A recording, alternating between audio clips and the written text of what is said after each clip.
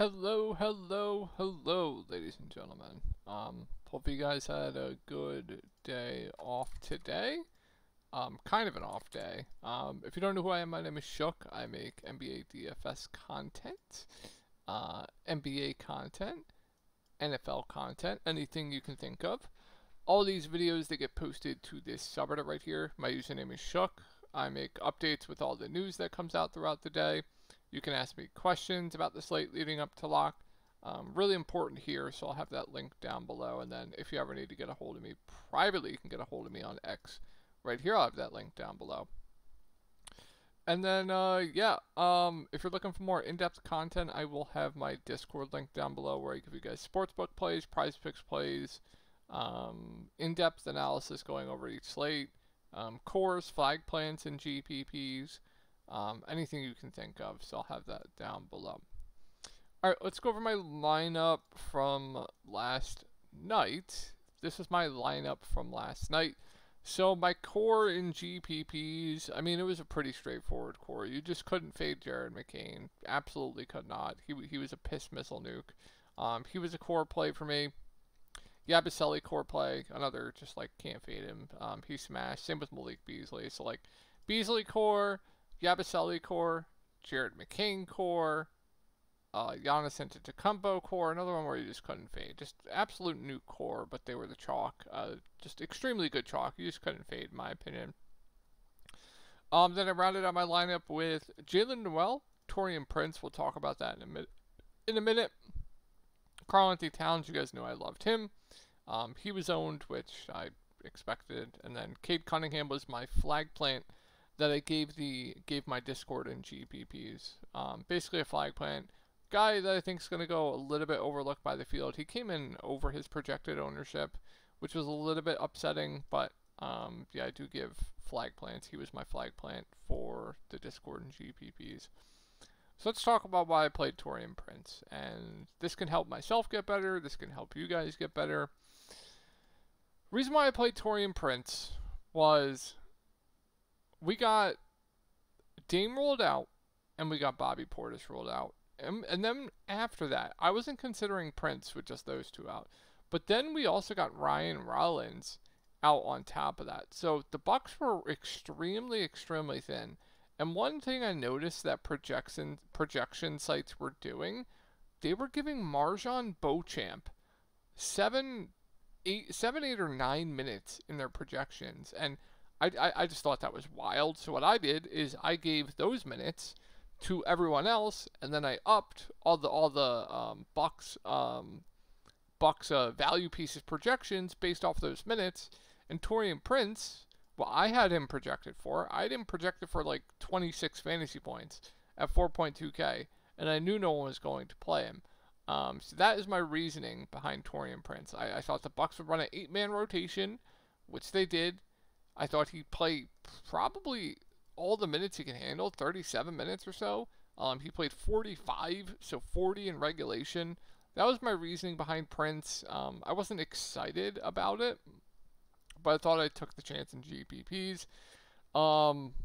So yeah, that was my reasoning there, and yeah, that's the rest of my lineup. So without further ado, let's get into the massive slate that we have here. 1, 2, 3, 4, 5, 6, 7, 8, 9, 10. 10-game slate for you guys for Friday. All right, let me take a sip of water, hit the vape, and then we'll get right into this. All right.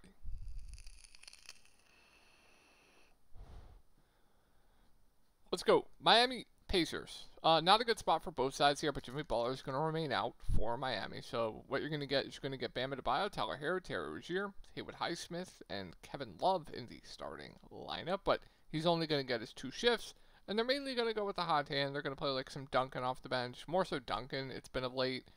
You see Jovic. Why did he only play 2? He might have gotten hurt. Or is he out? I had the rotations up. Let me just double look this because it's a lot to remember going over a 10-game slate. He might have been out. Okay, yeah, he probably got hurt. So that's why you saw the extended Duncan run there. Pretty sure he got hurt. Only explanation there for him only playing 2 minutes. So Yeah, and then you'll see some Duncan, Jovic off the bench. Josh Richardson barely played, and then Haywood Highsmith's playing big minutes. So, yeah, let's go over the slate. I think the main standout here is going to be the top two guys in Tyler Herro, Bam Adebayo. Just so much more usage to go around between the two. Bam Adebayo has been struggling in his starts of late, but he picked it up last game in the second half. It's actually fine. Bam Adebayo definitely, I think, has the better matchup between the two. I think it's a fine spot for Bam. Goga Bitadze just destroyed the Pacers. Like, pretty high on Bam, once again, as always in GPPs. He just goes way overlooked by the field when Jimmy Butler's out because nobody likes playing Bam Adebayo, right? And Tyler Herro, I think, is good. He's going to play all the minutes he can handle, and his usage rate right now is absolutely elite. He has the ball in his hands a ton. He's distributing a lot more. So, yeah, both the top two guys definitely have a lot of interest in tomorrow. I think Terry Rozier is playable at 6.1K, but I think I'd rather just get up to the main guys. Jamie at 4.8K, going to play a decent amount off the bench, 4.8K. I think it's fine. More of like a large field play, but I don't mind it. And then if you want to take shots on like Duncan Robinson, he can get hot. They can always extend him. Then he has like that massive ceiling. So I don't mind Duncan there. I'm not going to play Jovic. If I were playing any of these bench guys, it would be like Jamie, Duncan Robinson. All right, let's move on to the Pacers. Nembhard, Nesmith going to continue to be out here. You're getting Halliburton, Siakam, Miles Turner, Benedict Mather, and Ben Shepherd as the starters, and then you're seeing some Jarace Walker off the bench, T.J. McConnell. Although he has not gotten a minutes bump, they're just playing Halliburton a ton of minutes. And you see some Obi Toppin off the bench. That's the main eight right there. So yeah, I mean, with them playing Halliburton all the minutes he can handle with no Nesmith, no Nembhard, I still like him at 8K. I think he's too cheap here. Potential to go way back up with those two off the court as well, and T.J. McConnell not playing as much, and he's not playing alongside T.J. McConnell as much as he was last year. So that's a significant bump to Halliburton. So yeah, like me some Halliburton. He just needs to hit some shots, right? Siakam gets a bump. His potentials go up a little bit. I don't mind him, although close in price point to Halliburton. I think I'd always rather just get up to Halliburton. Miles Turner, I think is also pretty solid. Wish he was a little bit cheaper. I think 6'9" is probably getting to the price point to where he should be, but minutes lot higher than they were last year, so that's going to help him a ton. So yeah, like Miles, I think Halliburton's good. Perform to Siakam, and then Benedict Mather, another guy I think at 6.2K is going to be a pretty good play. High usage player that's going to chuck the ball when he's out there. He can grab some rebounds. He's playing close to 40 minutes a game. I honestly, crazy to say, it might still think he's a little bit too cheap. Good spot for him, contrary to what the public might think going up against Miami. It's actually a pretty solid spot for Mather, and I'm not going to play Ben Shepherd. We're going to have so much better value. If you need some large field GPP darts, if you want to like some T.J. McConnell, Jarace Walker, just because they're going to be so productive when they're on the court, I think it's doable if no more better value opens up later. All right, moving on to Philly. So I'm expecting Joel Embiid to continue to be on a limit here, so it's hard to get to, of course. Shot 2 of 11. Yeah, unplayable. Same with, like, hard to get to, like, Paul George. He's only playing around, like, 32 minutes. Still fine. I mean, I suppose, no Maxey. It's kind of hard to gauge what Paul George's usage is going to be on this team. So, like, it's going to depend on ownership. Like, if he's low-owned, I don't mind taking darts in it. Tough matchup going up against Orlando, though. Can't get to much else here with those two back. Although, yeah, can't get to much. Jeremy McCain at 5.5. This kid's incredible. Might be the steal of the draft, honestly. But yeah, tough to get to much else with Embiid and Paul back. If McCain was a lot cheaper, like where he was last game, I would like him. But yeah, just start McCain. Just start him. Please, if we get like McCain in the starting lineup, then I'll make updates on Reddit. Just start McCain. I think he deserves it. So yeah, I guess we can look at the rotation last game with those two in as well. Yeah, Joel Embiid on a limit. Kyle Lowry start. Jeremy McCain close. Just start McCain, man. Just please start him. But yeah, mainly just some interest in Paul George for the Sixers. Moving on to Orlando, Paolo and Wonder Card Jr. going to continue to be out. Starters will be Franz, Jalen Suggs, Goga Bitadze, KCP, Tristan Da Silva, and you'll mainly just see Anthony Black, Jonathan Isaac off of the bench with Mo as well. Basically an 8-man rotation here for these guys. Franz has just been incredible. Fine spot going up against the Sixers. Just can the Sixers keep this game competitive? They've been so bad. So bad. Orlando's been involved in so many blowouts as well. Blowout. So in a competitive game, he should play close to 40 minutes. I still really like Franz, even at this price point. Not as amazing as of a play as he's been the last two slates, but still good. Jalen Suggs I have interest in at 7-1. Still priced right probably, and I like Goga as long as he can stay out of foul trouble. Good point per minute guy that's still playing around 30 minutes. He's going to project good at this price point. I still think he's too cheap, so like some Goga once again here. I'm not going to play Silva. If you think the game randomly blows out, I would assume Sixers are probably favorites in this game. Let's pull up the... No, okay, one point spread. About what I expected. They've been so bad. Silva only really playable in the blowout to me, because when he gets that blowout run, that's when he actually produces. But when he's playing alongside the starters, he's not going to do much, right? Still play for a value, but yeah, Anthony Black's fine. I don't mind KCP just because the minutes he's going to play, but that's the only upside to KCP. All right, moving on to Detroit. Keep an eye on Jaden Ivey news. Tim Hardaway Jr. is doubtful. We could go right back to these guys. Like, if Ivey's out, we know what to do. Cade looks phenomenal. Tobias Harris would be a good play. Jalen Duren at 5'9", in a great spot. Don't mind. I like him quite a bit. If both of them are out, absolutely love Malik Beasley. Would really like Ron Holland for value. Marcus Sasser would be a good value. Wendell Moore would be in play.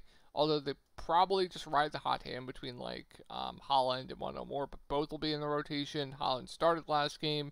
Would love this team if both those two guys are out. If we get, well, Hardaway's doubtful. If we get Ivy in, then yeah, Cade still looks pretty good to me. Would still like Ivy. Duren is too cheap in a great spot. Malik Beasley I would expect to start for Tim Hardaway Jr. I still really like him at 5.2K. And then the bench guys wouldn't be as great. Yeah, a lot to like on Detroit tomorrow. So, yeah.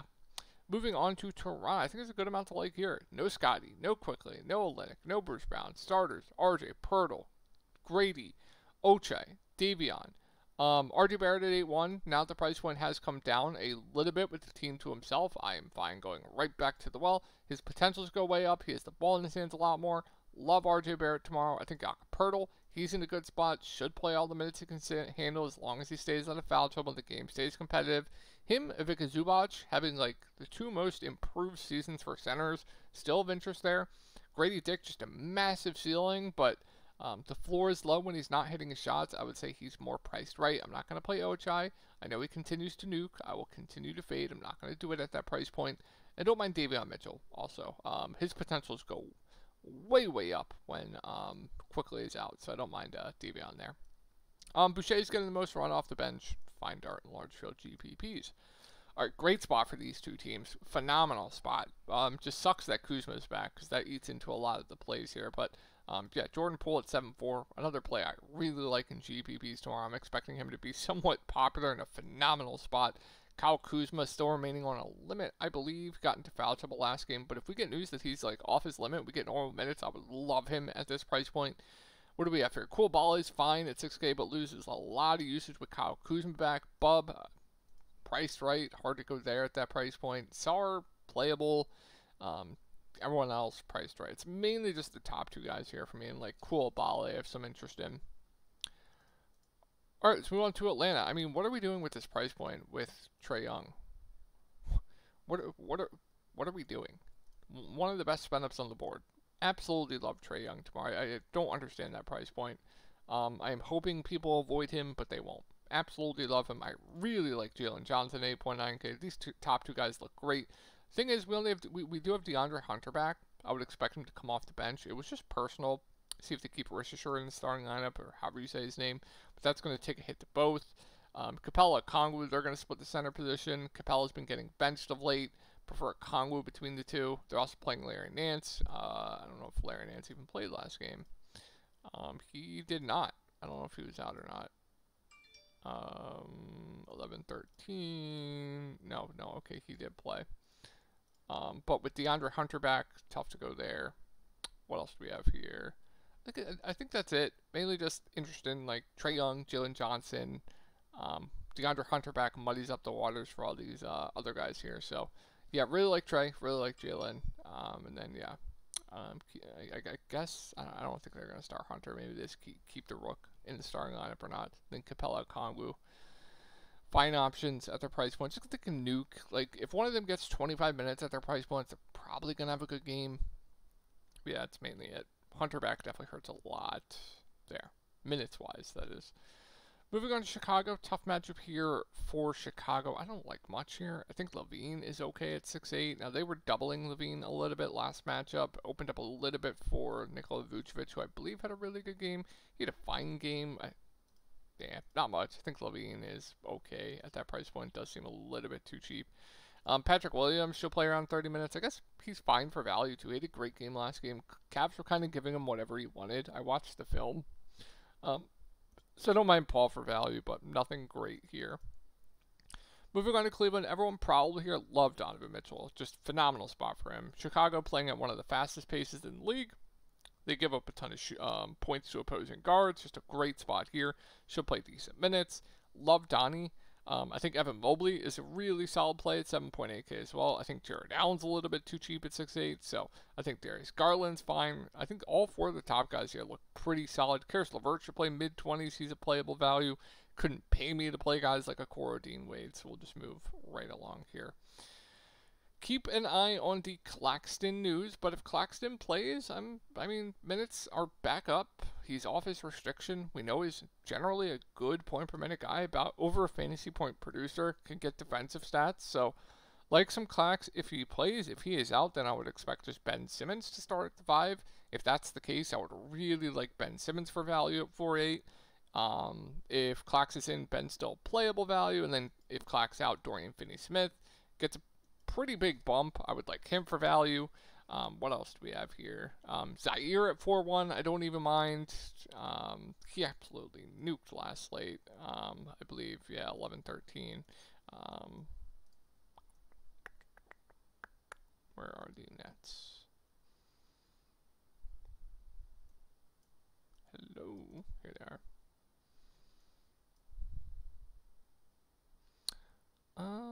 Yeah, I think that's it.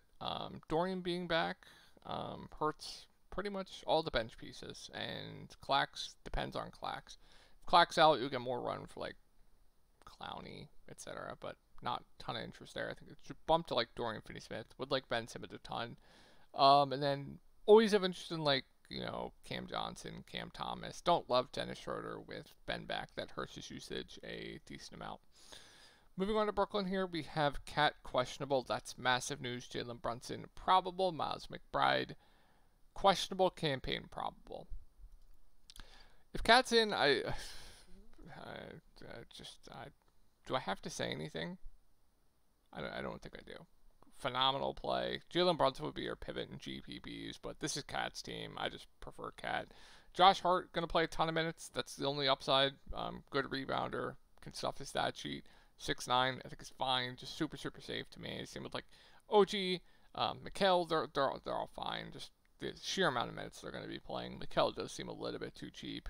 Not loving too much else here. And then if Cat's out, Brunson looks great. Bump to everyone else. And you should get Jericho Sims playing all the minutes he can handle at 3-1. He would be not going to be the most productive guy when he's out there, but he would be one of the better values, assuming he does start if Cat is out. All right, last set of games here, guys. Lakers at Spurs. Fine spot here, not the best. Spurs a lot better defensively this year.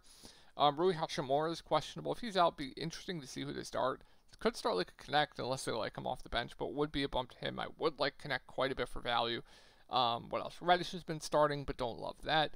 80, always going to be a great spend up. Just tough matchup here going up against the Spurs. LeBron's been phenomenal. I actually took his under rebounds just because they're so high. Because back-to-back triple doubles, just 8.5 rebounds was his line, just absurd. But he's probably going to go over. But playing big minutes, stuff in his stat sheet. I mean, with no D'Lo starting, significant bump to his potential. So don't mind LeBron, don't mind AD. I think they're both good. I always just prefer AD to LeBron. What else do we have here? Austin Reeves at 6'9", I think is getting to the price point to where he should be, but also with no D'Lo in the lineup, he is also getting a bump. D'Lo hard to go there at 5'3". Rui just super safe with the amount of minutes he's going to play, and then yeah, keep an eye on the Rui news. Dalton Connect could potentially be a really good value. Moving on to Spurs, so the big, not big, but like Branham is back, so that's going to hurt like Castle. His minutes aren't going to be as secure. He's priced right anyway. I think it's mainly just I have interest in I like Wemby as a spend up, and I think Chris Paul is just a fine play.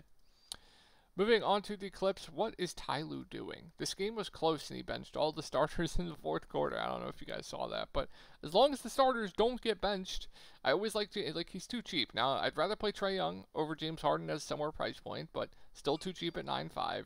Just absurd usage.